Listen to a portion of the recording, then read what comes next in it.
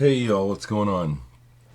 It's Sunday morning, and I haven't really slept well since the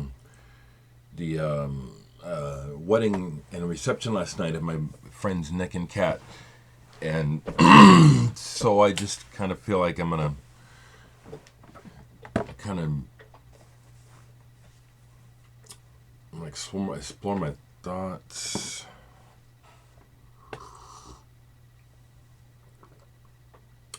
A lot of thoughts, and feelings,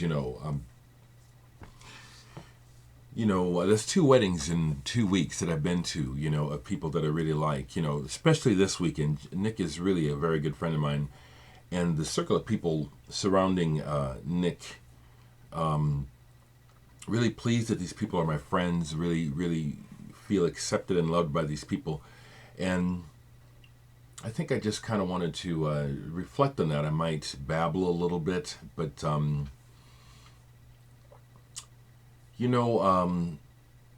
I met Nick, he was 19, and he turned 30 this year. And Nick is a very, very talented, magical kind of person, and that's why I was drawn to him in the first place. Was his energy, literally. I felt him across a warehouse room, and I was performing in a band, and yet that's how intense his energy was across the room. And on the break I sought him out, and he's really met a dynamo of a woman. This does not mean that their relationship is perfect and a match made in heaven. It just means that they really love each other, they really want to be together, and I bless their union. Inevitably it comes up when I'm at weddings, because I'm always alone, that, oh, don't you want to be married, and it's like, and all this stuff, and I reflect on it, because I'm it's important for me to be clear inside, as well as be honest with other people, and I was engaged once. I'm really glad that I didn't get married. Thank goodness, you know what I'm saying? I'm really glad. Some people are not meant to be married. It's like a million thoughts. It's like we all like to be loved, adored, and appreciated. But I don't know that. But I get that. I get that a lot. I am not a lonely sort of person. I enjoy being by myself, and when I'm with people, I enjoy them. But I also get to the point where my cup is full, and I need to get away. And I really like to come home to my home alone. I really do. I was thinking recently, something came up because of my teeth. My teeth are really, really bad. I tried to take care of them, but then it got to the point where I needed dental surgery, and that was thousands of dollars I didn't have. And so I just, kept getting by, and my teeth are just awful. And what I'm admitting to is that do my teeth affect my self-esteem in relation to feeling attractive to others? Absolutely, it does. But thankfully, I'm not. Oh, I wish I had somebody. I'm really not. Nick, my friend Nick, really wants to be married, and it was one of his life goals. And it was clear when we first met, and as we started to get to know each other, he was real clear about that. This is something I want. I want to be married. I want to be a dad. And I say, more power, buddy. One of the things about being in couples and being around people that, for me, is difficult is that it's natural, but we want to tell each other what to do. And I'm just going to keep it on that level. I'm not talking about, giving loving advice and all this and all that. I'm saying very simply that people like to tell each other what to do. I recognize it, I did recognize long ago, though, that find out if people want your input and then give it. A lot of people don't realize that. They just, and, yeah, I don't like being told what to do. It's like, of course we need help, we need information others have, It can be helpful. People know more than you do. They know about things you don't know about, and I'm all for that. But I don't like being told what to do, and that is part of being in couples. Is at some point the other person's going to try to tell you what to do. It always happens. It's just part of how it goes, and it's natural, and so that's fine. I just recognize that I like, for example, if I were in a couple, if I had a wife or a husband, even, because I'm down with that, there are little things around the house that need to get done, and I take care of them in my own time. But if I had a partner, they'd be nagging me, this needs to be done. This is waiting. This is waiting. You're putting that off, Yeah, I know I am. It's my decision, and I can live with it. And I can also live with the damage. If I let it go too long and it becomes a disaster, then I have to live with that. I'm fine with that. I just wanted to babble about that a little bit because I was talking to a couple folks, at the wedding. Kat's dad, of course, asked about me. He'd never met me. But I was talking to Mason Brown, who is a friend from Atlanta who's up for the wedding. I was actually teasing him. I said, so is this coming for you, buddy? We're going to be coming to your wedding. And his answer was naturally, yeah, at some point, And then it got back to me, and he's, and I said, I'm open. And then he interpreted that as, so you're looking. I says, no, I'm not looking. But am I open? Yeah. But am I looking? No. I'm not. I'm not lonely. I'm not. Man, I'm just really... That's why I've also said in some of my past videos that sometimes I wonder if maybe I'm a little bit of Asperger's or whatever they call that, one of those kind of people who has to learn how to socialize, because that's how my life was. I really did have to, up to a point, watch other people for social cues to figure out how to respond in situations, because so much of human behavior and what happens in life really didn't make sense to me, and it still doesn't, but I've assimilated pretty well. I have, So this video is just me just sharing these thoughts, and I'll put that in the title that this is just personal. It's boring. I bought some more library records, I did, but I'm not going to show them now because I want to go through them. But I'm really happy that I found those, and it feels like it's been a long time since I've had a wonderful find like this. I'll show this one again. Heavy Gravy turns out to be fantastic. I love this. It's not consistently fantastic because it does all kinds of different musical styles, but it does these jazzy things that when I was younger, I'd have thought this is really cheesy and terrible, but now I get it, and it's like, wow, this is cool. So I'll share that.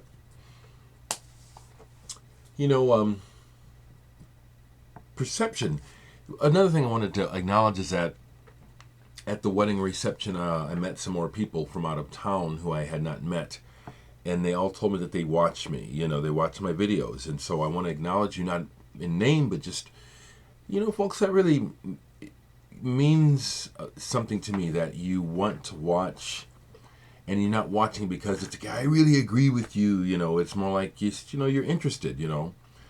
I'm glad that people understand that it's not important that we agree with each other to be friends, I'm glad, The other thing I wanted to say, though, about this circle of people, Nick, a lot of musicians and artists, like this circle of people around me and Nick involves bands, people in the bands, Icky Blossoms, Indrima, The Faint, Tilly and the Wall, Sun Ambulance, and then the list goes on from there. And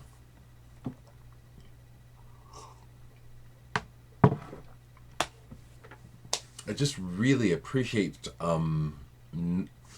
it's a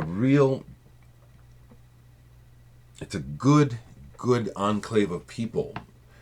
There's all kinds of people in this world, and we attract all kinds of people. And the majority of people in this circle are really intelligent, well-meaning people with heart. I just, I'm not interested in associating with dumb people. There are dumb people. There are people who are not very thoughtful. There are people who are consciously brutes. There are people who are consciously like this. They have blinders on, and really narrow perceptions. And I have no interest in being around folks like that. And I really feel blessed, I just really, because my friends show me, and in very genuine ways, their appreciation and love for me. And that's enough, because I'm human and I have a body. I go through periods of going crazy, needing sex, because we all need it, you know what I'm saying?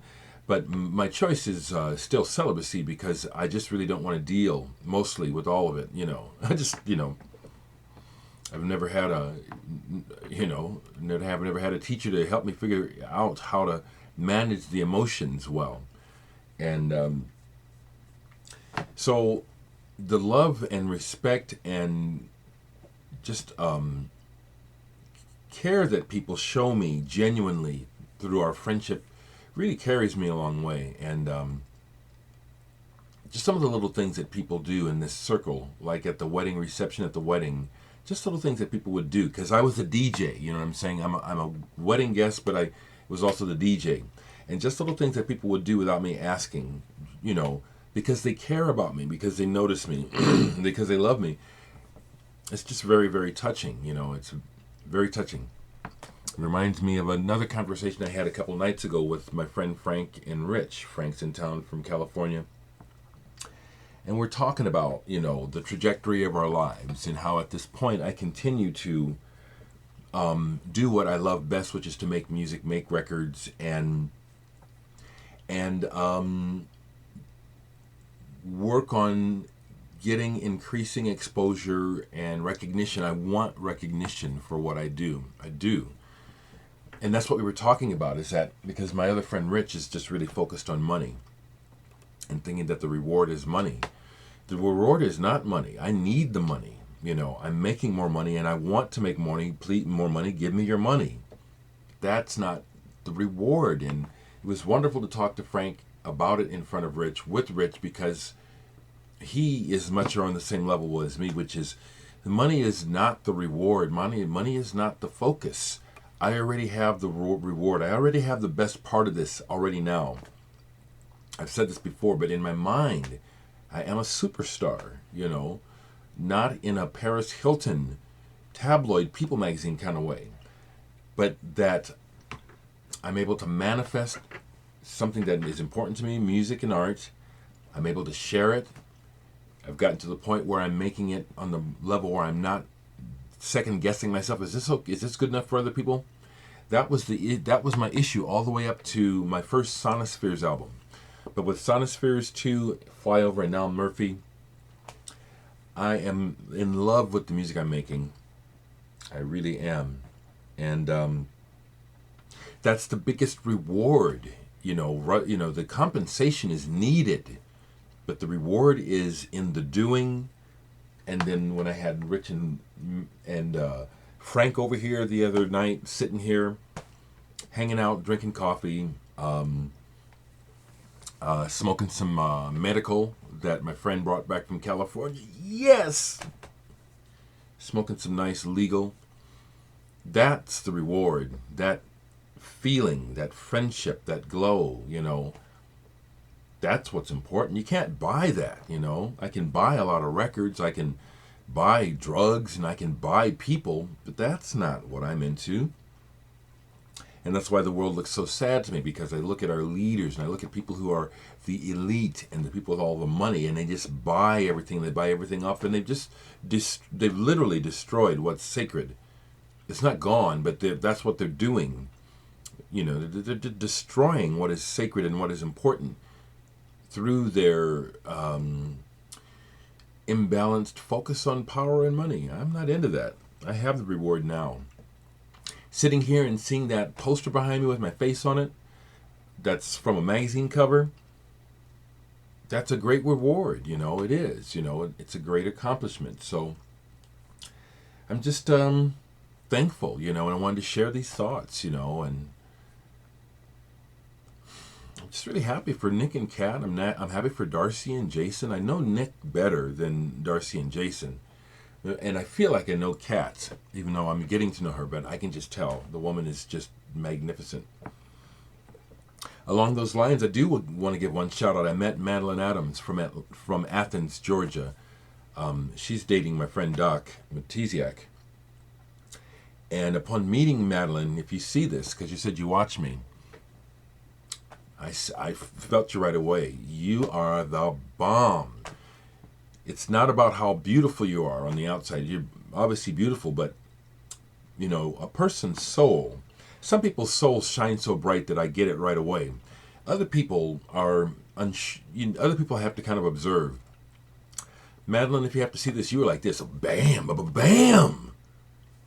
Damn, what a big person.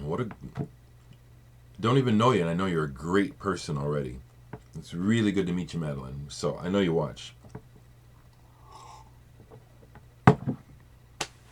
How do I wrap this up? I'll wrap it up, you know.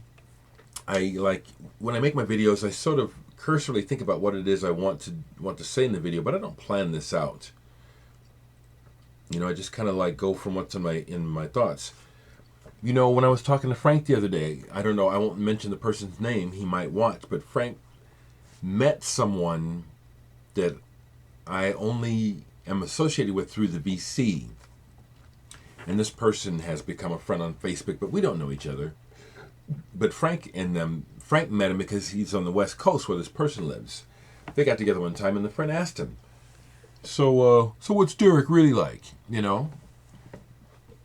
You know, and I'm just happy to say, my friend Frank is a good friend of mine. I just told him, it's like, you know, the only difference between seeing Dereck on the screen and being in the room with him is that, you know, what you see is what you get.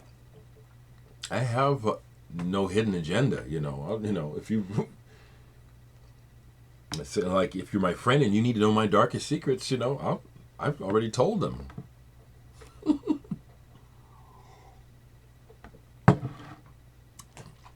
What you see is what you get. You know, I do actually love myself, which apparently is not that common. I say it's a high priority, and I would encourage more of you. And I think there's a lot of you who think you love yourself, but if you were to really take the time, you would discover there's work to be done. You know, it's not about having a false front and trying to shade away the parts of ourselves that we aren't so proud of, or we don't particularly like, or we think this is not exactly what the world wants. That's not what it's about. It's about just accepting yourself, you know what I'm saying, and getting past illusion. So much of what's people value supposedly on the surface in life is illusion. We're fighting wars and killing each other because of illusions and strange, weird thoughts. I dare say that if some of our leaders actually liked themselves, loved themselves, they couldn't fight wars. That's just my perception. That's just how it looks to me. I also think really honestly that the more you focus on acquiring power and holding on to it, you lose your soul.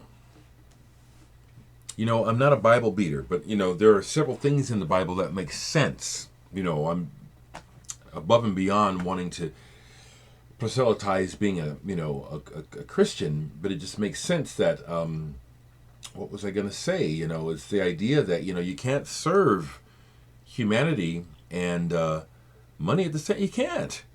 It's one or the other. It's obvious, people. I'm not saying I'm right. I'm saying look at the proof around. Look at the world.